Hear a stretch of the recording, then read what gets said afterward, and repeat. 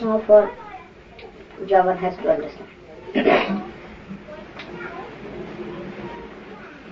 Without realization, Puja has no meaning. Because you are not Ananya. This, you have to become aware of your whole. Krishna's description of bhakti is Ananya. He says, I will give you Ananya Bhakti. He wants Ananya Bhakti. Means, when there is not the other, means when you are realized.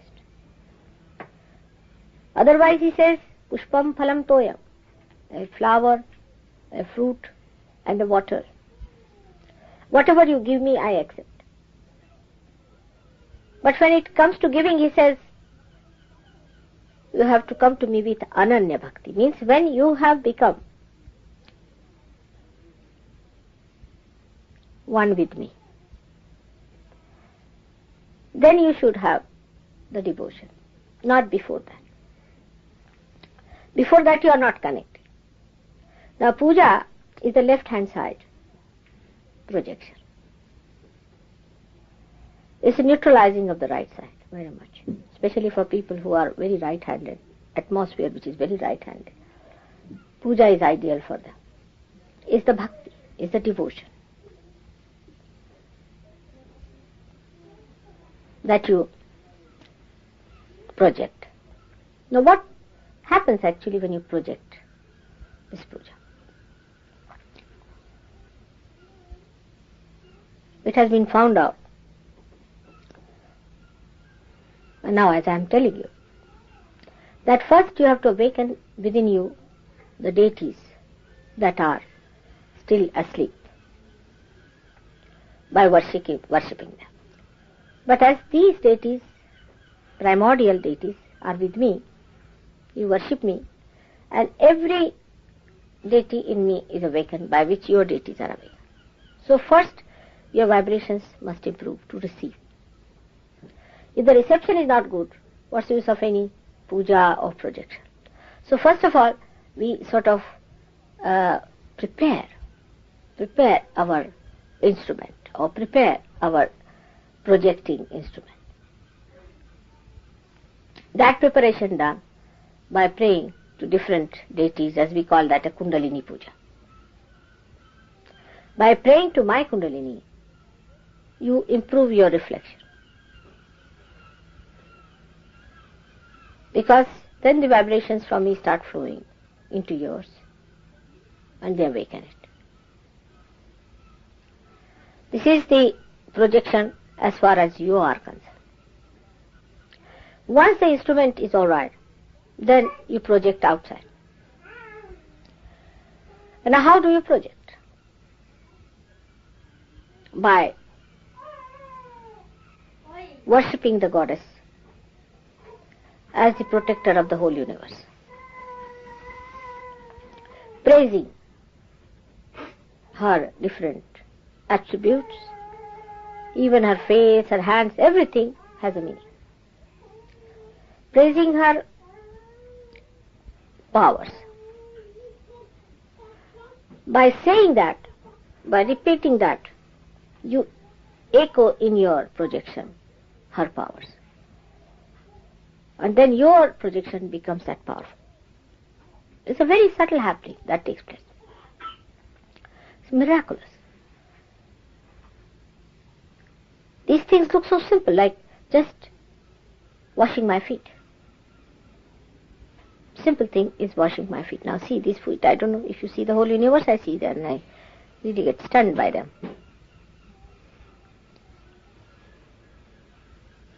When you wash my feet, what do you do?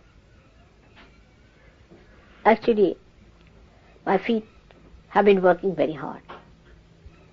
And then you put a little water to soothe them, to suggest that you can feel the effort put in by these feet. And a kind of a very sweet, melodious love flows out of these feet there. Like today I was coming and I suddenly saw Paul standing. Same thing happened to me. See, what a care it is. What an understanding. Mother is coming, she should not be lost. Just that. The thing we started melting. Because this love understands everything, doesn't want anything, but is only excited if there is somebody to receive the love. Now how do you say you are going to receive? By expressing these small, small things. So when you soothe my feet, wash them, clean them, you know what they mean, you recognize.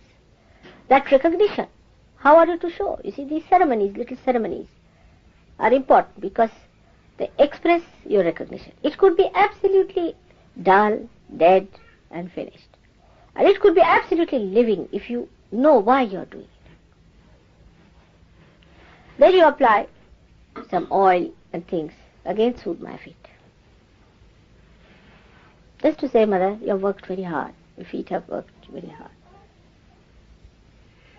Just take that itself. Makes no difference. Otherwise, if you say in a very rational manner. But to that love, that are these feet, it makes a very big difference. Say sweetness. A little thing, a little baby just puts her hand on her mother's cheeks. Just to express the gratitude. And the mother's heart starts jumping with love. It is a very reciprocal behavior. It's very subtle, and that kind of a subtle working is fixed already. It works that way only. The more you love from your heart, the more the joy will be there. The more you are rational and more mental, there won't be so much. It should be, first of all, your cleanse is important. But the projection should be towards your mother. That is the height. Once you achieve that height, then you become all powerful. And then you can give to others. But that giving is nothing but is a very, very, as I told you, is a very mutual and absolutely reciprocal. Because the Devi knows about you, everything. If you try anything else, she knows. And she will also tell you frankly that this should not be done, that should not be done, should not be done, clearly, so that you do not be under any misunderstandings. But still, to work it out, you must know it has to be reciprocal. It cannot be one-sided. The sincerity cannot be one-sided. It has to be both the sides. Then it works out better. And a kind of a homogeneous feeling with that love comes in. Sort of a lubricant, a beautiful feeling of movement within yourself comes in. Puja really is the triggering thing. It triggers you. It triggers you into another realm. It's really miraculous. Once you have done the puja, then you can project out much more. In your silence, your silence itself becomes so powerful. Now in this special case of our Western lives, we have to establish our innocence, very important. It is the first thing that is attacked. Innocence is attacked by so many things. So we have to establish our innocence. And innocence is the most powerful thing. It doesn't see anything bad, it doesn't see anything wrong, it doesn't see anything. It loves, just goes on loving. Innocence. A child doesn't know that the mother hates the child. The child doesn't know if the father hates the child. The child doesn't know if anybody hates. In innocence they live. And then they suddenly discover sometimes they're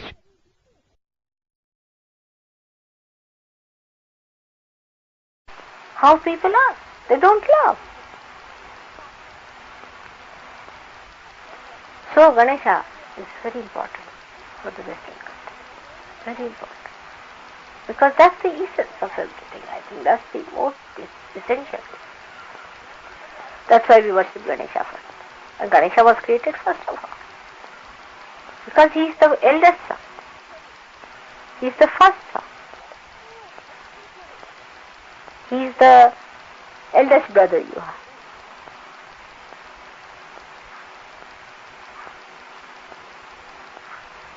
And though Kumara is treated as an elder brother always, while Ganesha calls himself as a younger brother.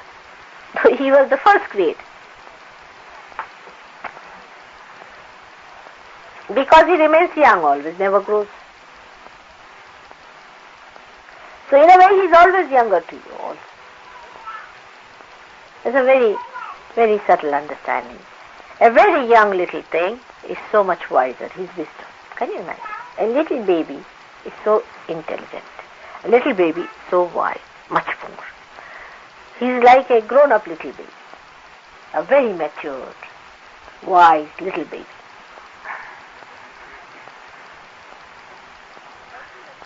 So by age you are always older than him.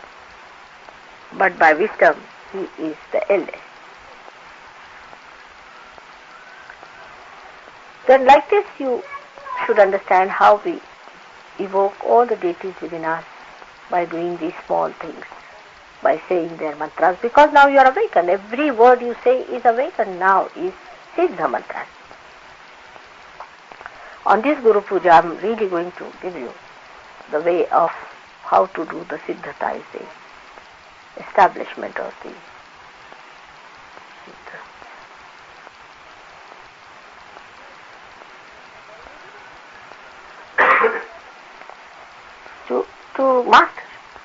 to master every chakra and the deity bestowed upon it, to master it, how to do it. I'll tell you this Guru Puja, no doubt. Going to work it out. But this puja is to be done with full understanding and with full recognition that it's a great fortune. Even the devas are jealous of it. All the rishis are jealous of it. So many people are jealous of it. The greatest advantage for it, greatest fortune. Make full use of it. There are very simple things that can please. Very simple things. You know, your mother can be pleased with very, very simple things. It's like that only. Is how much heart you have put into it is the point. I think tomorrow we should have the puja. Today we have understood about it. It is more to be felt and understood and realized than to be thought about. Because you will go into thoughtless awareness. It is more sort of triggering. For example, I think I'll ask Harry to give the miracle we had yesterday. It would be a good idea. On our way we were coming from, he was losing his way throughout, and Regis was navigating him. So we were all lost. But then we had a miracle. While coming back, there was in M1 a complete jam, and miles together we could see there's no movement. And suddenly within 2 minutes, what happened, what I told him, and how he worked out. Harry has a problem, you see. I think Felicity has the same mad problem. Where is she? She's there, yes.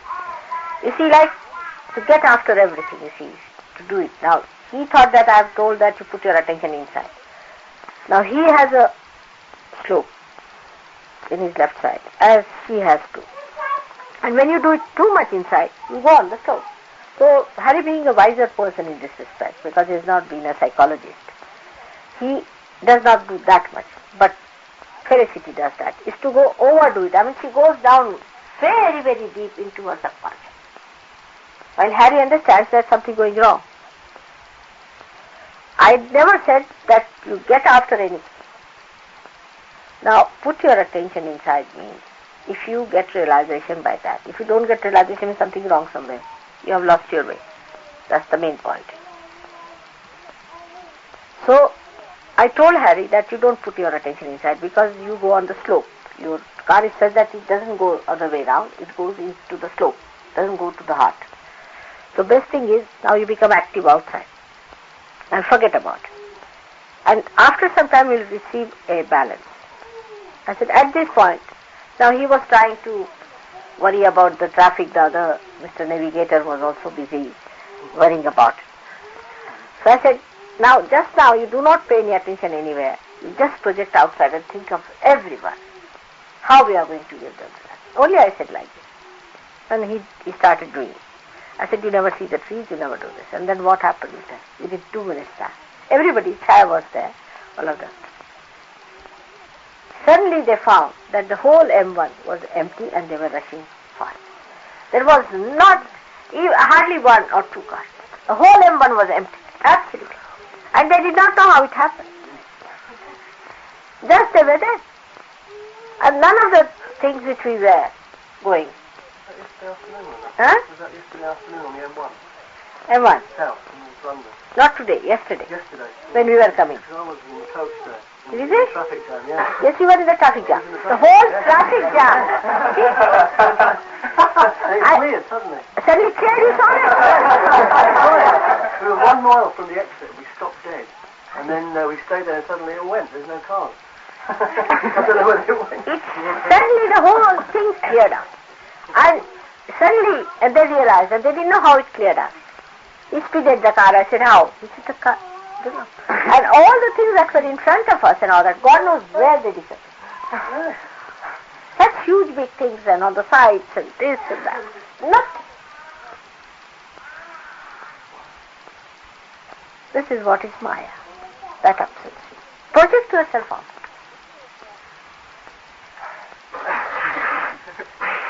There was another experience I told these people was this, that there are 2 journalists, one Mr. Marathi and a friend who are Sahajogis. And I went to the Journalists Association, they had a meeting, and there was another one who told me, no, mother, I have complete faith in you, because there was a miracle that happened to a friend of mine, Marathi, who is a Sahajogi. I said, what happened? He said they were coming by from Pune down to Bombay, and the brakes failed, and the slopes, you see on the ghats, it moves very fast. And suddenly they saw a huge big truck coming up, with all the lights on top, and they didn't know how to control, and they were about to dash out. Just they closed their eyes, and they said, Mother, now save us. And suddenly they found that the car had crossed the thing, and the thing was moving up. The truck was moving. They didn't know. As if somebody had picked up their car and put it on the other. So these miracles can work out in case you project yourself out. But for projecting outside, first you should be cleansed inside. But for that, also, all the time if your attention, where am I catching? Then you go on to that answer. I must be catching because of this. I must be catching because of that. I have told you 100 times not to say why. Give up this word why. Why am I catching? It will settle. This maddening must go away. You cannot answer why of anything. Inside you, can you? Why did I meet you? Why did you get your realization? Ask 100 questions. 200, 300, 500. You will not have any answer. So give up that. It's not your rationality, it's the grace. It's the whim of the grace. That's what needs out. What are you trying at? Just ask for the grace, finished.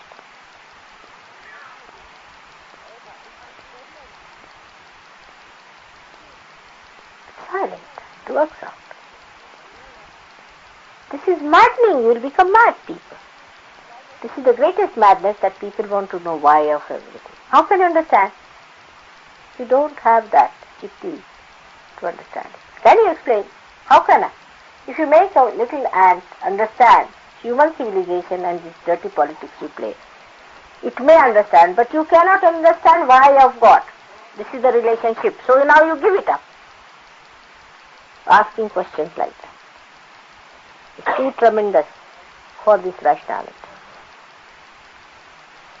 Why God is doing, how He does, what are His powers? Only thing, as scientists, you note down. Yes, it is so. Yes, it is so.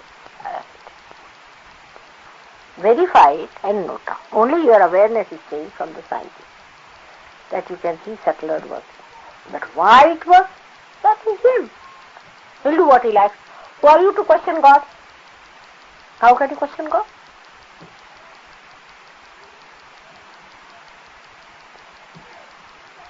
Just give up on asking this question why, and you will feel very much better. It is God. You see, He does it. This is what is faith. Not the blind, but real with understanding. I have told you the story of my grandmother many times, and she used to tell me about faith, and which I have repeated to so many times, but again I'll repeat it today, is that there were 3 people at different places, and one man was going to see God. So they came to the God. One of them was in the forest, standing on his head, doing all kinds of yogas and things like that, and praying to God. Must be with both hands towards him and soaking the feet, maybe. Like mad, you see. And asking, why don't you meet me? Why don't you meet me? I want to meet you. Why don't you? And the man who was going to see God went to that side. He said, now please go and ask him, why don't you come and see me? You better come and see me. Why don't you do it? He said, all right, I'll communicate. I'm sorry. He had become thin, you see. Absolutely thin down, condition very miserable. He said, all right. He felt tremendous pity. He said, all right, I'll go and tell God about it. So, then he went up to God. No, not before that. Then he met another type who was sitting on the street. And near the street side. And he said, oh, I heard you are going to meet God. He said, yes, he is going to meet the God. So he said, then communicate one small little thing. He said, what? He said that, just tell him I've had no food. Please send me my food now. I'm hungry. He said, what? I said, just tell him that much. So he went up. He saw God. So God asked, did you meet some people on your way? He said, yes, I met a horrible one who is just all the time saying, why not, why this and why, should I do and should I not, and this and that is going on. So, will you go and meet him? He asked me. He said, no, better tell him to do it little more. So we have to do. He requires more effort. He won't be satisfied till he gives up his efforts. Let him go on. I mean, he would have become mad like that. But now God says, all right, let him go ahead. What to do? If you tell them they don't want to listen, so let them go ahead. Then he said, then I met another mad fellow who was on the street. He said that I'm hungry. I asked God to send some food for me. Please tell God that I'm hungry. He said, really? He called all his managers. He said, please send his food. I will not yet arrange his food and all that. Please arrange it. He was quite surprised. He said, what is this? This man is just saying I'm hungry and God is so much worried about this fellow and not worried about the fellow who is standing on his head and asking such a lot of questions to God. So God knows everything, so he told him, all right, you are going down. You just tell them one story to both of them, see their reactions, and then you will know. So he told him a story. I tell them that I went to God and saw there God passing a camel through the nose of an eye of a needle. And he said, really? He said, yes, you go and tell them. So he came down. This fellow was still on his head. He came back. What did God say? He said, you have to go on still. He said, oh, really? Hello, go to God. He said, yes, he said so. He said, really? Then did you see something special there? He said, yes, I saw that he passed a camel through the eye of a needle. He said, no, don't tell me story. How can such a big camel, how can it pass through the nose? After all, it's impossible. It's impossible. This is impossible. You are just now trying to be foolish because you are being to God. You think you can. No, I cannot do this. No, I cannot do this. So he went to another fellow. He was nicely eating his food and all that. He said, yes, I knew. You see, I just told you because you asked me if you had asked to tell you anything. I knew God will send my food and everything. I'm quite all right. He said, did you see anything wondrous there? He said, I saw the wonder of wonders, miracles of miracles. That God passed a camel through the eye of a needle. He said, what is so miraculous? He is God. Is God Almighty? What? He can pass even universes after universes through that hole. What is for God? He is God Almighty. Don't you understand God Almighty? Because you have met him, you think he is nothing. Because you did it so easily, you think he is nothing. Because he behaved like you think he is nothing. He is God Almighty. So what? To him, what is? Then he realized. This is it. That is what is enlightened within you. Is good. Not your rationality, which is brought down actually quite a lot. So with this idea, tomorrow we'll have the Puja. May God bless.